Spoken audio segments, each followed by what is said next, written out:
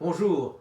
Aujourd'hui, on parle d'alchimie. Oui, cette pratique ancienne, souvent associée à la transformation du plomb en or. Et comme vous allez voir, elle a des liens profonds et surprenants avec le travail de l'énergie intérieure. Et tenez-vous bien, la vraie pierre philosophale, elle serait à l'intérieur de nous depuis toujours. D'abord, un petit rappel historique. L'alchimie existe depuis des millénaires. On la retrouve dans l'Égypte ancienne, en Chine, en Inde, et puis dans le monde islamique et en Europe. Elle mélangeait science, philosophie et spiritualité. C'était une tentative de comprendre l'univers et notre place à l'intérieur de celui-ci. Les alchimistes, c'est un peu comme les premiers chimistes, mais c'était aussi des chercheurs de sagesse. Ils étudiaient la nature, les éléments et la transformation, à l'extérieur comme à l'intérieur d'eux-mêmes.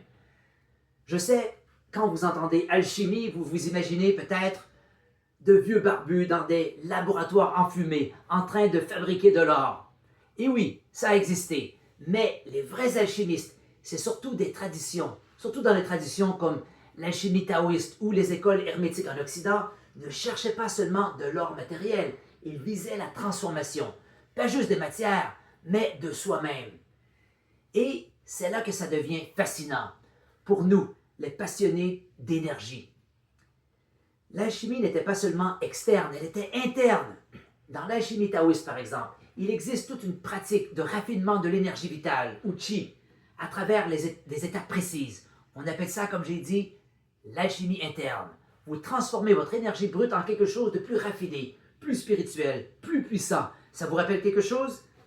Eh bien, c'est très proche des pratiques énergétiques dont on a parlé ici, comme le yoga, le qigong, le tai chi et celles de certaines écoles mystiques occidentales.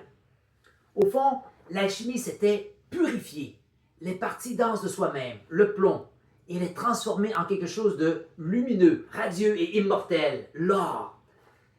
Et c'est là qu'on en vient à la fameuse pierre philosophale. Pour la plupart des gens pensent que c'était une pierre magique qui donnait la vie éternelle. Mais voilà le twist. Pour beaucoup de mystiques et d'enseignants ésotériques, la pierre n'a jamais été un objet réel. C'était une métaphore pour l'éveil, pour la conscience divine, pour l'activation du corps d'énergie intérieure. Pensez-y une minute. Et si cette pierre, c'était simplement l'étincelle de la conscience en vous? Cette partie de vous qui est toujours là, intacte, éternelle, puissante.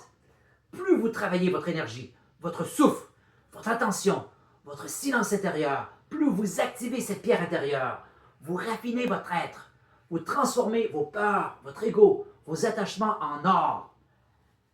Présence, vitalité, amour et, en fait, beaucoup de symboles alchimiques comme l'union des opposés ou la purification par le feu prennent tout leur sens dans le travail énergétique.